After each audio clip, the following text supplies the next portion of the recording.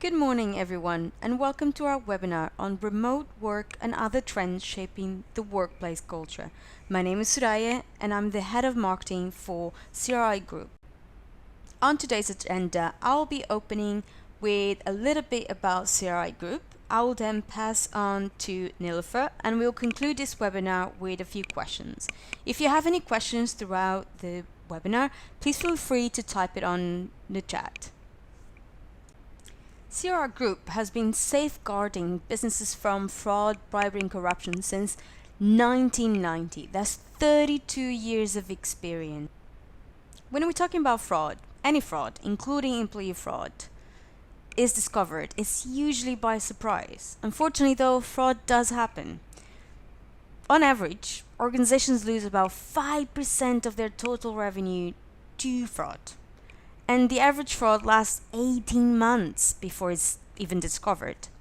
At CRI, we specialize in employee background screening, working as trusted partners to HR and recruitment managers of corporations, institutions worldwide. Our people work with energy, insight, and care to ensure that we provide a positive experience to everyone involved, from the HR manager to the client, to the candidate, and to even the reference providers. At CRI, we specialize in local and international employee background screening. So if you need any help, reach out, please. And now I would like to introduce Nilofar, our HRBP and Associate Director. Hi, Nilofar. Hi, Soraya. Thank you so much for introducing me. Ladies and gentlemen, I hope you're having a good day. My name is Nilofar A. Gardezi. I'm the HRBP and Associate Director for CRI Group. I'm a member of Global Goodwill Ambassadors Foundation. I'm a member of Social Development International United Nations. I have more than 11 years of experience in HR now. I'm a member of significant HR bodies in Pakistan as Pakistan Society of HRM. I am a member of CXO Global, where the C-suite connects. So coming to it, this topic that we are discussing today, I want to add in a few points that I'm a psychologist too, and I'm serving as a professional counselor and I'm a certified professional counselor as well. So coming towards today's topic, which is about changing remote work and other trends helping the workplace culture. So when we talk about this, our objective for today's discussion is that how workplace trends are business changes are expected to continue to grow within the coming years, and examples including hybrid work, employee wellness, and ongoing education. The purpose of pointing out trends is to alert employers and top HR professionals as the companies build more progressive workplaces. Adapting to trends helps employers improve company culture, boost employee retention, and defeat workplace complacency. So the objectives have been discussed, but the major objective of delivering this presentation and having this webinar today is to enlighten the leading HR professionals as well as the business owners and entrepreneurs about the changing workplace trends and organizations that have been there past COVID-19. So adapting to these trends help employers improve company culture, boost employee retention, and defeat workplace complacency. Why are workplace trends important? Workplace trends are important because these patterns have become the new norms in the workplace. By adapting in a timely manner, companies can stay competitive not only within the industry, but can remain relevant in wider world. Also, workplace trends are often drivers of social change, like better physical working conditions, a greater focus on health and well-being, and fair treatment for professionals of different identities. Having said that, I have configured certain sort of graphical images for you in the beginning to give you a brief idea of the changing workplace trends and the issues encountered since 2020 when the COVID hit the entire world. So there is a study by Buffer and it found out that loneliness is the common downside when we talk about working remotely full time. So working remotely has been the biggest trend since COVID hit, since 2019. So if we disintegrate 100% into the drivers that constitute this struggle for working remotely, I would come up with the conclusions that collaborations and communications constitute 20% of the struggle. Loneliness constitutes 20% of the struggle. 18% constitutes about not being able to unplug. 12% constitutes about distractions at home when you are working remotely. 10% constitutes about being in a different time zone than the teammates, as currently my teammate is in the UK, Soraya, and I'm working in Pakistan, but we are working in the same organization. So staying motivated constituted about 7% of the total 100% of the challenge of working remotely. Similarly, taking vacation time and finding reliable Wi-Fi and others constituted less than 5% of the total percentage of 100 of the biggest struggles that are encountered when you are working remotely.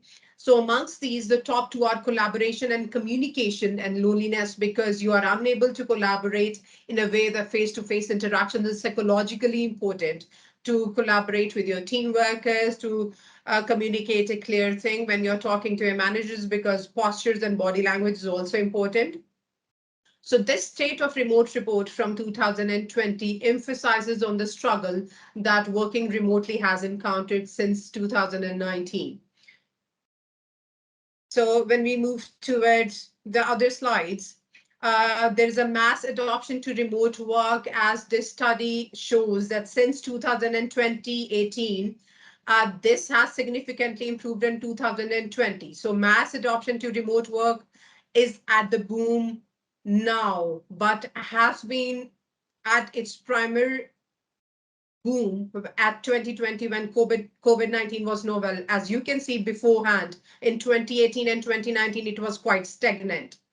So when COVID hit the world in 2019, it forced us, the HR managers, the HR professionals, the HR entrepreneurs, and as well as the company owners to think that will the coronavirus promote long-term adaptation to remote work, because it's very likely about half of the employees at home say that they would prefer to continue working remotely. Managers with employees working remotely say they will allow their employees to perform remote work from home more than they did before COVID-19.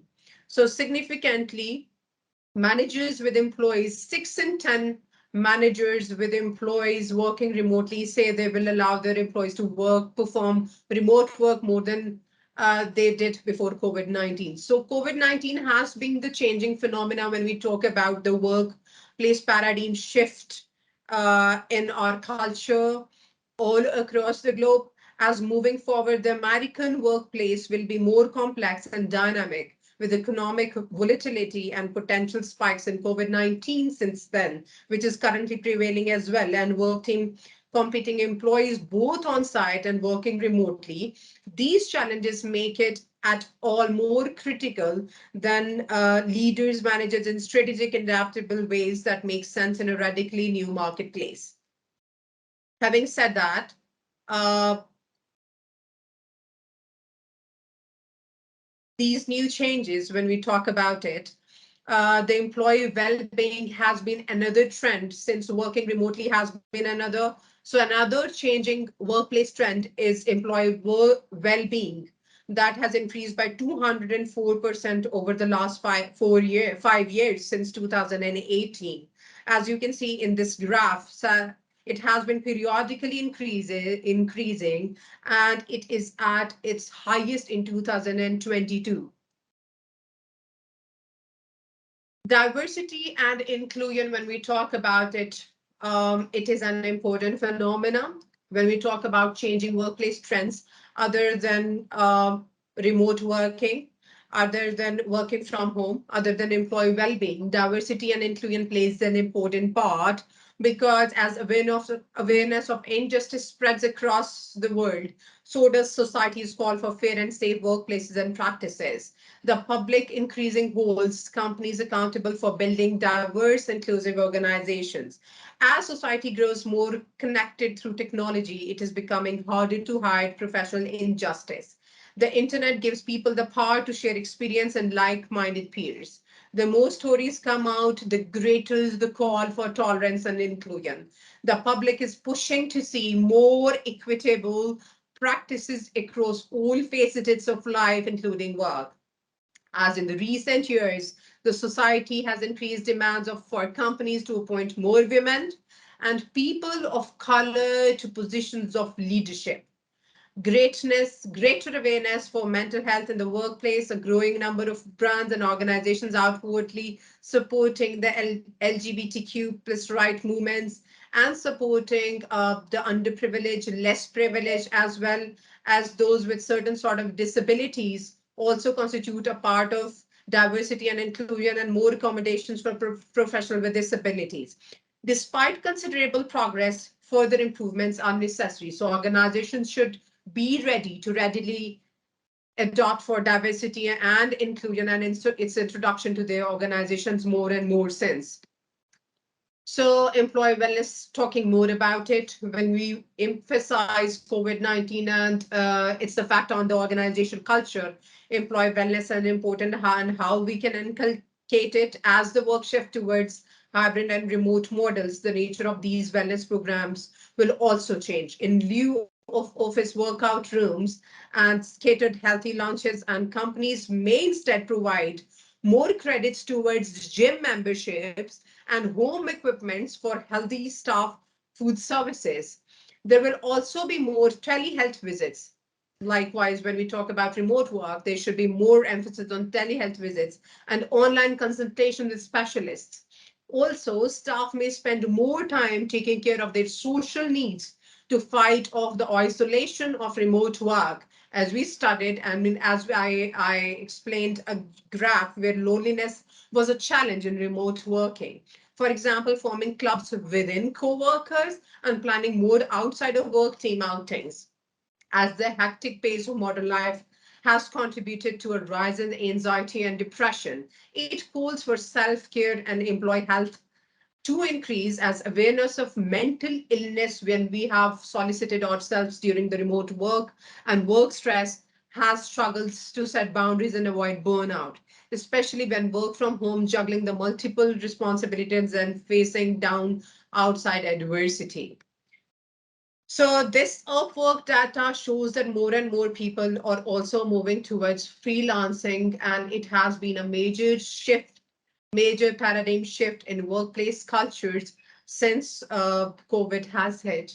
And this study shows that that number of Americans that freelance has increased from 53 million in Americans in 2014 to 59 million in 2021.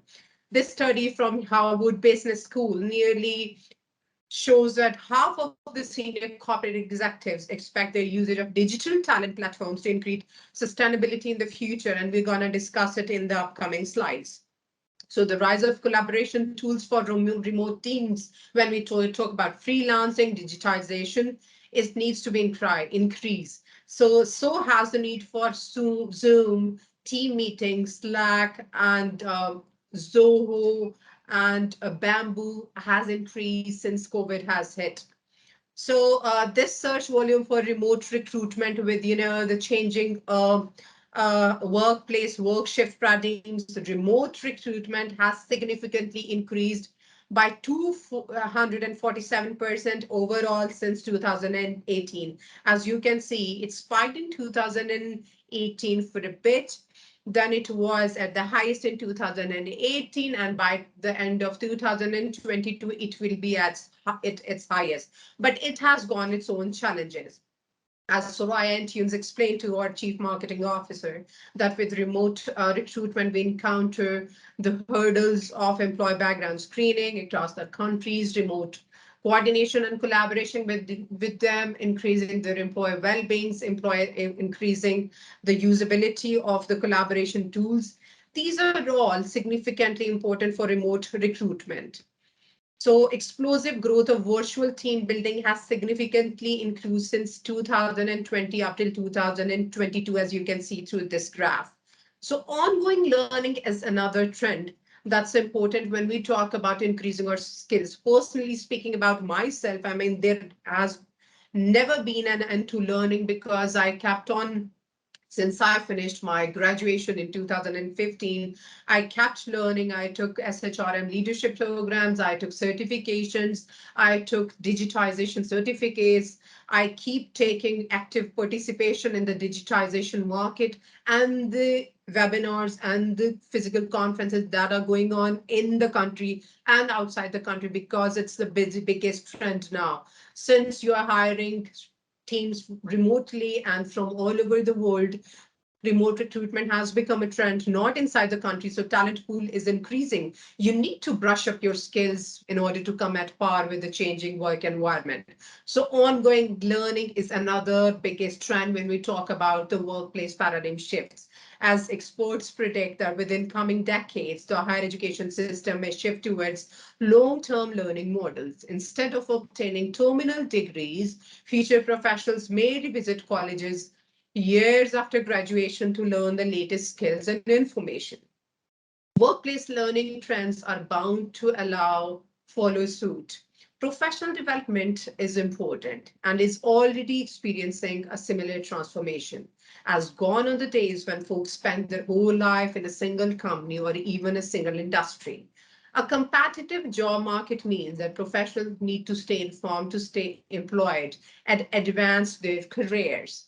Workers are calling for their employees to provide that education. So employees are focusing more towards organizations that are facilitating them with these ongoing learning perks and privileges more than the others. A 2019 Naked in Workplace Learning report found that 94% of employees would stay at a job longer if employers provided training and development opportunities. So employers have to readily focus on the ongoing learning and to provide employees with these facilities when we talk about the remote work culture and the trending workplace trends and shift in the workplace culture in 2022. According to the 2021 LinkedIn Learning Report, as contrary to the 2019 that we discuss now, learning and development professionals have taken a more prominent role in organizations by helping employees adapt to systemic changes in the work world. Reskilling and upskilling have been some of the top priorities in the workforce development. As remote workforce increases, so does virtual learning. Remote learning is convenient for employees and employees alike. Online modules of Cornell, Oxford, Harvard, as well as many in Pakistan, LAMS, IBA, and Ivy League programs are readily available online. And online modules and training videos ensure a consistent level of training for employees. And these self-guided courses allow staff to learn on their own schedules and paces. Digital courses are an easy way to bring continual education to the workforce. So having said that, another trend that we discussed earlier on in our graphical presentation was the virtual team building. Let's see how important it is. During the pandemic, many managers used Zooms and Teams for team building when co-workers could not meet in person. However, with more offices going fully or partially remote, there is a growing need for online team building. Virtual team building is one of the most quickly growing remote work trends. Companies increasingly turn to activities like online murder mysteries, Zoom happy hours, and virtual trivia to engage remote employees. Remote team building also has utility beyond virtual offices. Even even in more even in more traditional workplaces, many professionals travel or have business schedules. So coordinating team outings can be tricky, but it and several team members miss the gatherings, but virtual events accommodate wider audiences. Zoom events do not need travel time or parking hassles, and participants can wear comfortable clothes and call from their couch. And there is a likely chance of spotting a pet or a two on virtual meetings. Plus, these gatherings are ideals for introverts who do not want to be seen physically with easily drained social batteries or parents who are wary of their children's, right? So, having said that, uh, discussing about the team building and online conferences, when we talk about, there are a few new members who have recently joined us. So, having mentioning about how workplace is important, the trends and changes which are important in remote workplace, the radicalization of the social societies, how team building through networking is important, diversity and inclusion, giving a recap on employee wellness and the leading trends, rise of collaboration tool for team members, exponential growth for virtual team building, ongoing learning, um, how we can increase ongoing learning, how can we increase virtual team building as online team building activities can supplement in-person outings. The teams can still gather for restaurant outings or retreats when possible, and Zoom game nights and remote dinners have been the latest trends when we talk about virtual team buildings now. Flexible working hours is the major trend since 2019, and majorly most of the countries all over the world have been adaptable towards it. So there has been a sudden mass shift to remote work and it permitted many employees the freedom to choose a working schedule. Since workers were not limited to regular office hours, they could carve out routines that better suited the work styles. Night owls or early morning risers could work during the hours and they could focus the most on with fewer distractions. This liberty permitted professionals to tend to other responsibilities such as doctor's appointments, taking care of their children, online schoolings, and running errands. Variable working hours is one of the most obvious workplace flexibility trend that has been seen since 2019. While some jobs ask for overlap in schedule, there is often little reason for the entire staff to work identical hours. This fact seems obvious when you consider that global teams spread across different continents and time zones and that have worked together for years. You can see my team member, Suraya Antune, that's online. She's online right now, but she has a different time zone because she's in the UK and I'm based in Pakistan, but we're still working because we're working remotely and we prefer flexible working hours. So the 9 to 5 has quickly become a relic of the past. So a better solution to make certain blocks of the time mandatory to be on site or online and allow staff to structure the office hours as they please is very important. These perks cost the organization next to nothing. In fact, the company will save money in the form of long-term productivity.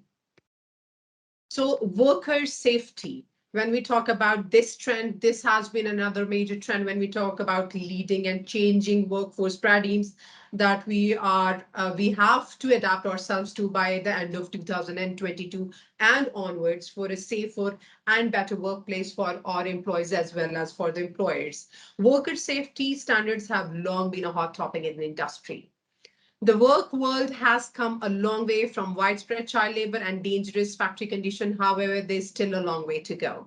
After the mass health scare that was COVID-19, there is likely to be more emphasis on safety in many workplaces, including the white collar jobs. So it's not only limited to the blue collars.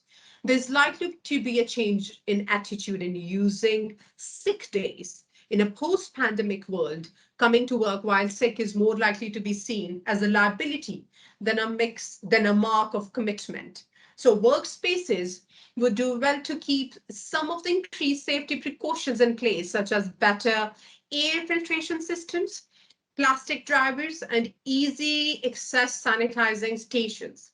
After the pandemic caught so many organizations off guard, more companies are likely to invest in disaster preparedness and prepared plans to protect workers and the company in case in large-scale emergencies. Having said that, remote and hybrid work has one of the leading trends as well since 2018 and is one of the booming trends in 2022 when we talk about workplace culture shifts. So globalization and advances in technology led to a rise in remote work within the past decade since pandemic shutdowns in 2020 sped up this growth. Remote work offices, employees' benefits like flexible hours and no commutes. Employees are often seeing high rates of productivity from staff. So it's basically aiding to the employee productivity and can also cut overhead expenses via office rental cost. Plus, remote work allows recruiter to pull from a wider and more diverse candidate pool. Organizations initially hesitant to allow employees to work from home now have evidence that virtual offices are practical and sustainable. Also, as more companies offer remote work options, professionals who want to work from home have more choices now. Inflexible employees are likely to see high turnover rates from aspiring telecommuters. The hybrid work model has gained significant popularity since then, and organizations should readily be available to accept this remote and hybrid work as experts expect that many companies will shift to hybrid offices where employees work on site at least once or twice a week only. Smart organization will spend energy designing guidelines for their staff and without telecommuting rather than wasting efforts to trying to force staff to revert to more traditional work structures. So remote and hybrid work is also an important trend that organizations should be ready to be adaptable towards. We have discussed seven leading trends when we talk about the changing work paradigms and how they affect the work cultures when we talk about the leading work cultures and paradigm shifts in 2022. Let's now look at how you can adapt to these trends with the help of background screening that corporate research investigation is specialized in. So when we talk about it, reducing turnover and training cost helps the employers to have a better insight when they're hiring a worker who is working remotely, gaining a competitive edge through the hiring of better people, increasing productivity helps your employees to be more productive now, knowing that everyone employed by a company has been screened. Reduce so background screening, when we talk about employee background screening and employee background checks, it reduces employee related problems, protects company reputed brands and company relations, and increases retention. Company with mandates created by state and federal law for certain industries has increased and is readily easy. So, with the help of these background changes, the background screening has been made easy and remote working has been made easy. So it reduces negligent hiring claims. You can avoid false claims when the employees claim through their resume and curriculum vitae that they have been working there, and you can screen them all over the world because their services are widespread. So your background screening, when you talk about remote working and employee background screening, hiring the right candidate for the right job while you are working remotely with all those working things, with all those collaboration tools, they're of no importance when you are not hiring the right candidate who has been pre-screened for their references, for their employee experiences, for their verifications, for their degrees, for their checks, that for their criminal records. So background screenings also reduces theft and espionage. It avoids lawsuits and the costs associated with defense and avoids loss of goodwill. Having said that, employment information won't be uniform all across the world. So if you have run a successful employment background check on a candidate from a specific country before, don't expect to get the same results again. Why? because in many cases, it's up to the employer to decide whether to release that information or not. Because in my personal experience, since I've been working here as associate director, there have been many companies where the top leading HR professionals and many finance professionals, regretfully stating, have not filled in the criteria for the background screening, and there were many red flags in there, but the employers still preferred to hire them and to continue their jobs because it's their own choice. Sometimes their experience does matter. So, when you hire these reference checks again and again, it would readily be different because it's up to the employer to decide. We are there to provide them the information, but it's up to them to decide whether to release any information. Number two would be the credit scores. What credit score? Every country has its way of reporting credit and debt. While some are familiar to the US, others don't keep those sort of records at all. And still others have their own rules about who can and can't get access to that information, right? So our information, we just communicate your screening results that HR professionals and company approach us for all over the world and communicate it to their HR professionals that it's their choice, they want to disclose it or not. So there is less global database. In this age of big data where everything is smart and increasing concern about national security, you would think there would be one central global database where people could check, but certainly there isn't, unfortunately. At the very least, a candidate's criminal history, there should be there, but it is not. To run any pre-employment screening internationally, you need to contact the candidate's country of that origin. So each country has its own rules. Country rules vary in storing and releasing data about its citizens. Where to go to get the information varies too. So you are hiring someone from the States. The rules will definitely vary. You can work through their embassy for some countries. For others, you may request the data from the country directly. Some prohibit companies from obtaining records, and some have endless hoops to jump through and a mountain of red tape to entangle. And the documentation you need to provide to get the records vary by country. Photographs, fingerprints, parents' names, birth certificates prove that the candidates applied for a job at your company, but the variations are seemingly endless. It's a no mystery to see why it will take a while, maybe up to 20 days or more if you get any information at all. But we are here to solve that issue because we provide background screening services for that, to make these things easier for you.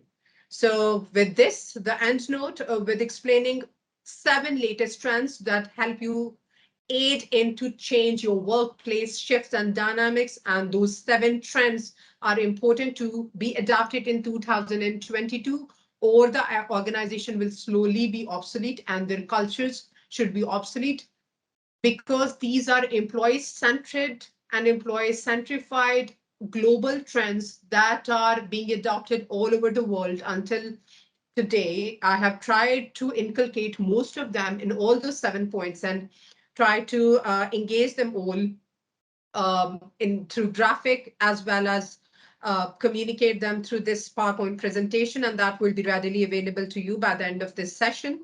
And having said that, keeping things easier, we should be easy on ourselves. We should be easier not only on ourselves, but on our employees as well.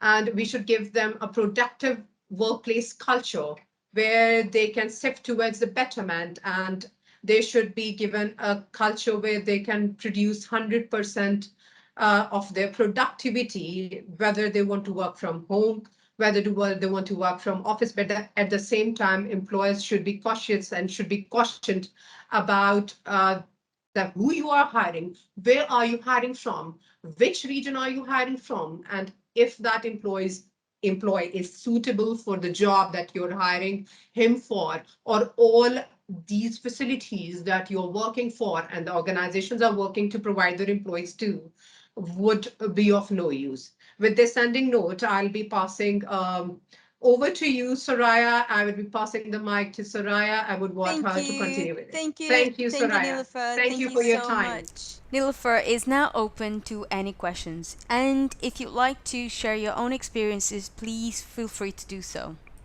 Actually, Nilofar, I have a question. So, do you think that remote working is actually applicable to, to every size company, regardless, the number of people and their jobs or what their responsibilities?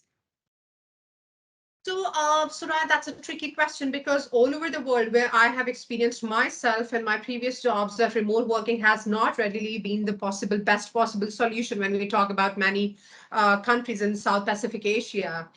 We are still encountering different sort of issues when we talk about. So there have been issues about, working from home, taking check and balances about how employees are working, what are the working hours. Some companies and some countries are not readily equipped with all those technological things, and maybe some companies are not readily, some employers are not readily willing to accept that remote working and this kind of work culture that the dynamic shift is Freddie has introduced over the past 5 years. I think that there have been issues so far in many countries and companies to introduce these changes, but I think where the employers are hesitant is if they think that the trust building, having the certain sort of trust between the employer and the employees, and when they are unable to, when they're unsure that they have hired the right employee for the right job, it certainly comes towards a point that there should be an employee and there should be a psychological trust between the employee and the employer, which should buffer all the mistrust issues so that employer can readily trust the employees that they can work from home. They have checks and balances, the screen timeouts, the screen check-ins, and the major focus should be on how efficient the employee is performing his or her task. But that comes to the point that they should be right hiring for the right job. There should be psychometric tests when you're hiring a candidate. There should be background screenings when you're hiring a candidate. The countries, unfortunately, some of us, we've faced certain sort of electricity issues, internet connectivity issues. This connectivity issue is a major issue in some Southeast Asian countries nowadays as well. Unfortunately, that has to be resolved. So when we talk about employee well-being, employee workplace security, workplace surety, remote work has not been an easy thing, and these workplace trends have not been an easy thing to be adopted in these countries of lately. But I hopefully, with all those notables and leading age of professionals attending today's session, I think we should be able to be the driving force behind that.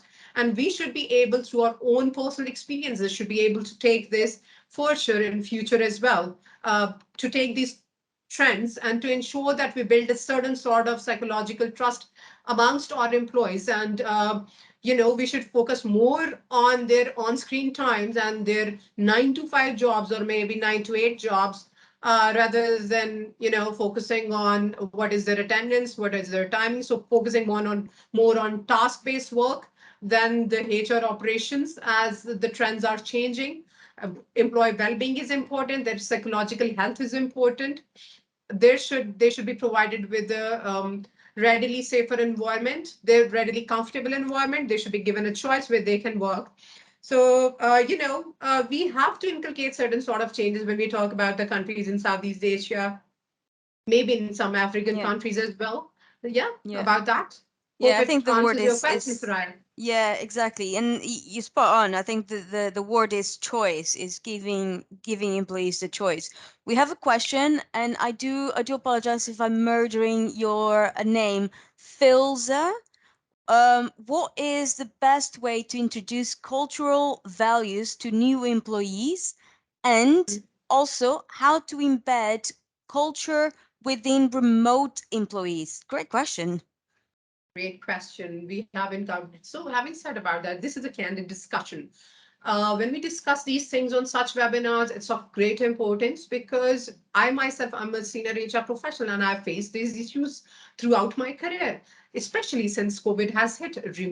Working on a culture. Culture is the slowest thing to be introduced and to be implemented in an organization. Changing culture is the most difficult job in an organization because employees are reluctant, so are the employees to introduce new cultural reforms in an organization. But having said that, when you talk about introducing the cultures to your current employees, it gets more difficult. But I would say it gets more difficult because they are used to of their customized traditions and norms of doing the work in their own speed and their own workspaces and their own policies and procedures. They are used to of your previous policies and procedures, their previous handbooks and the previous work trends. When we talk about new employees, this is a certainly good question, Filza, because new employees, you can inculcate certain sort of employee onboarding activities. You can enforce, have a good, robust employee onboarding activity that lasts for more than 2 or 3 weeks. So gone are the days when employees were oriented for a day or a less, when they were oriented with their colleagues.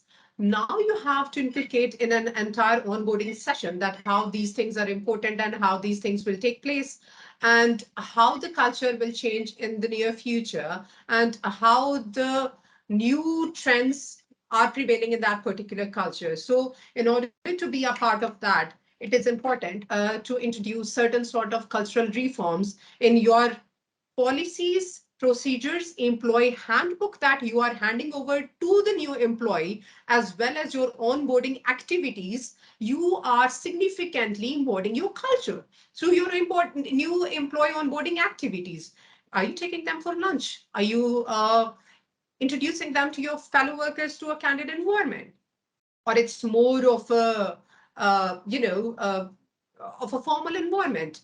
Are you having those policies and procedures on record? Are you showing them your cultural how your culture has been through the past 2 years through your policies and procedures that you're explaining to them? Are you pursuing with them through the introducing them in an informal manner with the board of directors? Are you introducing certain sort of lunch activities with them? If your company has certain sort of employee engagement activities that they should foresee in future, do they have any sort of succession planning for future? Do they have certain sort of career development plans for future? What kind of presentation? Is it just a presentation that you are giving to your new employees when you talk about onboarding them?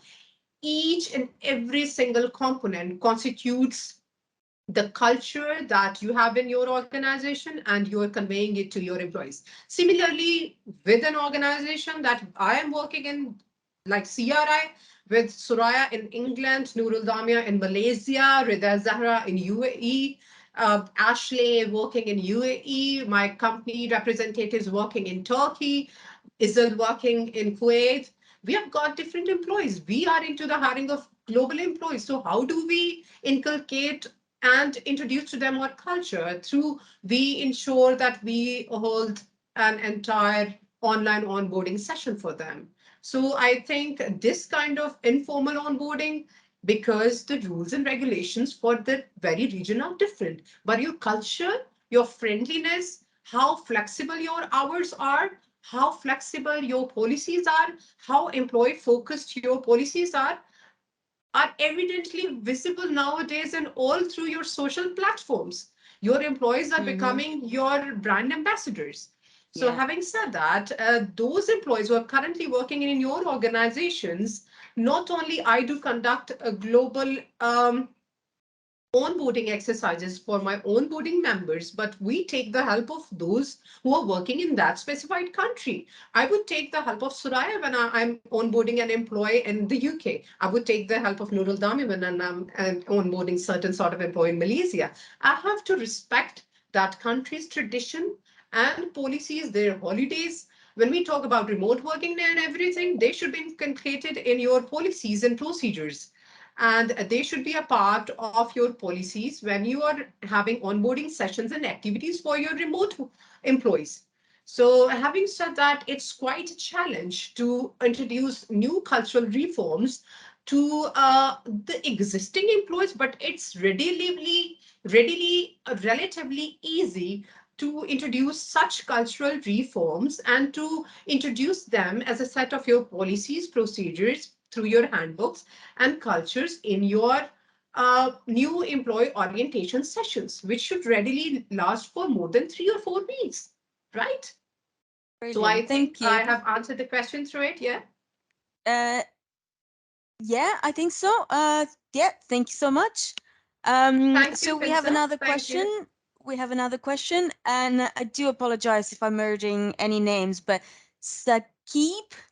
So Sakib has asked how employee training is important in an organization.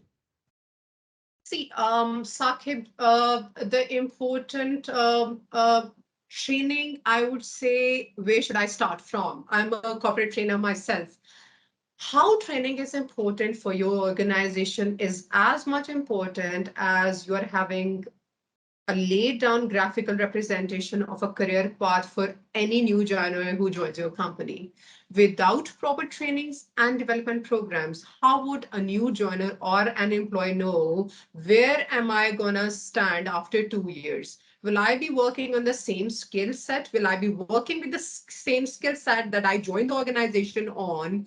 Or will I be brushing up my skills in the future? Will the, as I explained, that a newest trend and the latest trend that I am an advocate of in 2022 is learning and development, where the employer focuses on the learning and development and the training of the staff that it onboards. Having said that, when I joined the organization, I was presented with a list of my career path. So, in order for an employee to have a clear career path, he cannot be a successor of any of your employee if you do not, or I do not, an employee do not, employer does not focus on the training and development of the current employee or the new joiner. You have to identify to running the Briggs test, to running the Briggs test, that what skills is your current employee lacking, how to improve those skills, and what sets that employee should have in order to be a successor of the employee that he is working under. Every employee has to work on his trainings of those skills that he is lacking in order to be at a scale, at a point that he has to be on. So these career development, training and development, learning and development is a part of succession planning and training and development plans for the current employees as well as the new employees. And it should be a part of every organization's performance management system matrix. As I conducted the performance management system cycle for my company this year, I certainly had the managers sit with me through across the globe and to identify which employee is lacking in which skills, and there should be a plan for that skill set to be improved through training and development throughout the year. And it should serve as a basis for his performance evaluation the next year. That an employee has to go certain sort of trainings this year, and the employer should provide that. That the best approach that is that employee should provide that. Otherwise, an employee should go for himself. There is no end to learning. I myself at this stage, I'm still seeking many of the training courses. So training and development is a very vital part when we talk about career growth, when we talk about succession planning, when we talk about learning and development, when we talk about career progression. Hope it suffices and answers your question, Saqib. Brilliant. Great. Is there any other questions?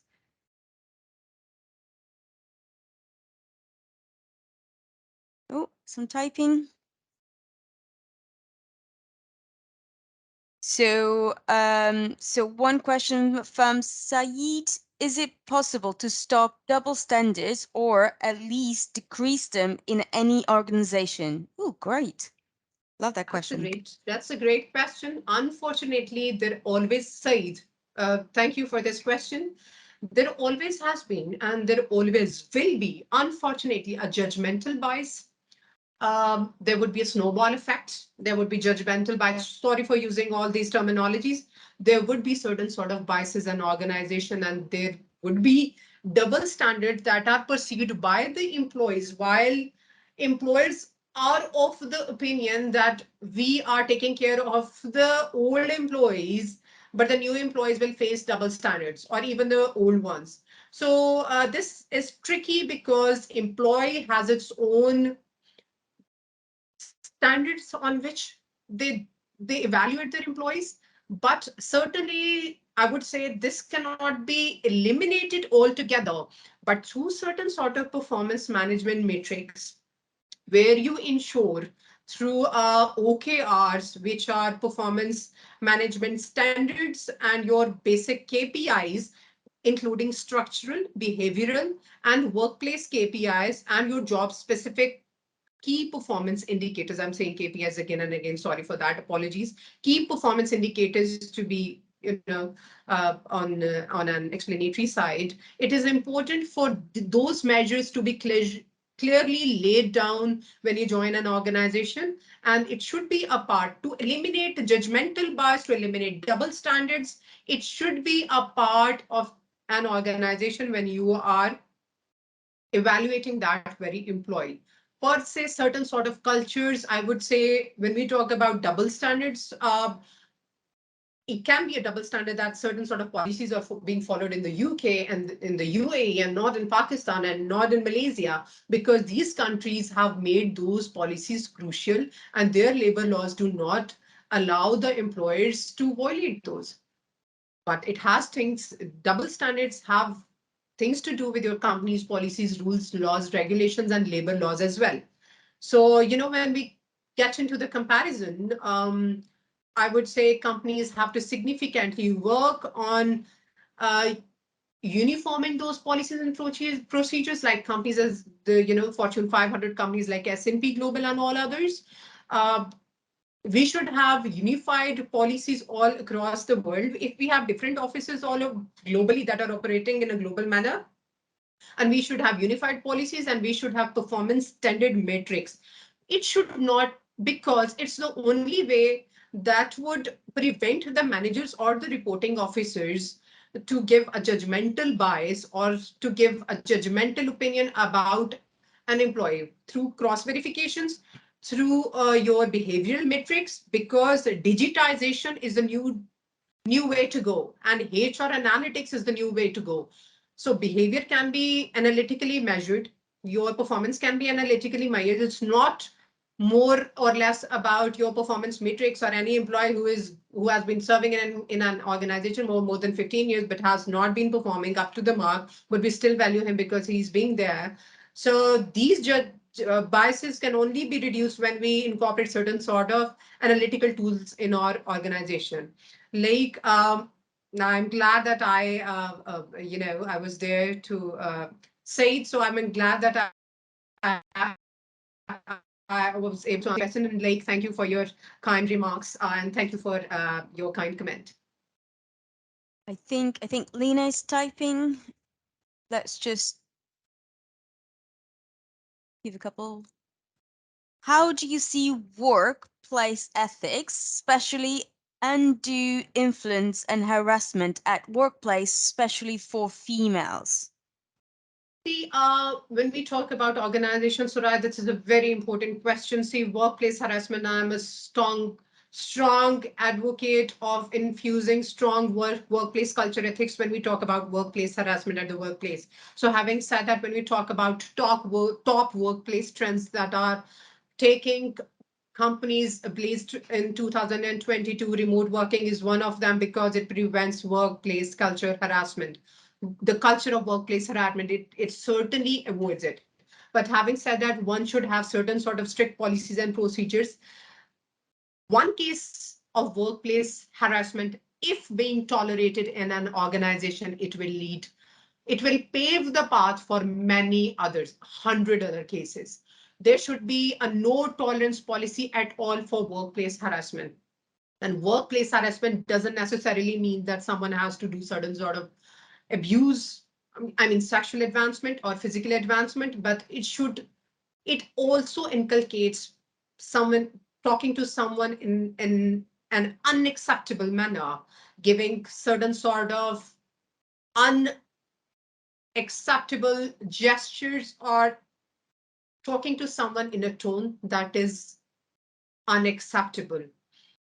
Workplace harassment absolutely has got nothing to do with the culture of different countries or organization, but it is one thing that is a no compromise policy every organization should have on it, readily available, and any employee who should commit it, there or a victim of workplace harassment should be given due rights, and the offenser should be readily punished at the spot through proper inquiry of the committee that every organization constitutes of every organization's HR, the legal team, the compliance team, and the CEO.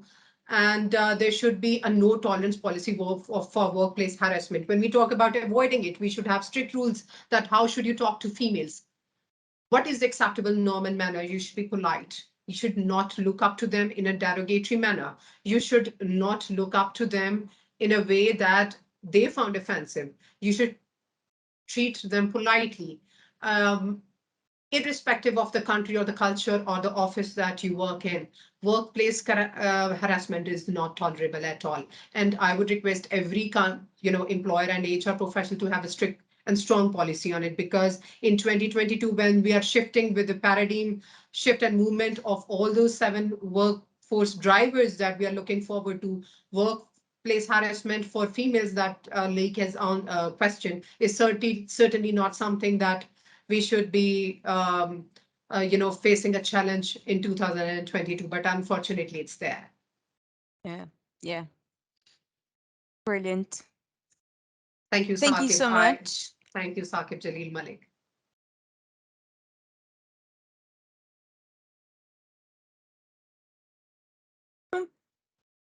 Thank you, Wahid. We really enjoyed your presence as well. Thank you for your kind comments, Wahid, like Saqib, Saeed, Filza, Fatima. I am grateful to you all for your participation throughout. It was a lovely session. So are there any more questions, or we should head towards No, I don't think session? there's any more questions. No, I think that's pretty much it. Thank you everyone for joining us in this webinar, making it such a success. Thank you. Thank you, Soraya. And yes, like we will be distributing. Soraya, please ensure that the copy of this PDF of this presentation is being distributed among all the participants, because they have been asking for it. Thank you so much to all the participants, and thank you, Soraya, for moderating it effectively. I'm so grateful to you for you're still awake in the UK by now. That's how remote team work, and I'm really grateful to you too. Thank you. Thank For the you. Bye participants. everyone. Thank you. Bye. Bye, everyone. Bye.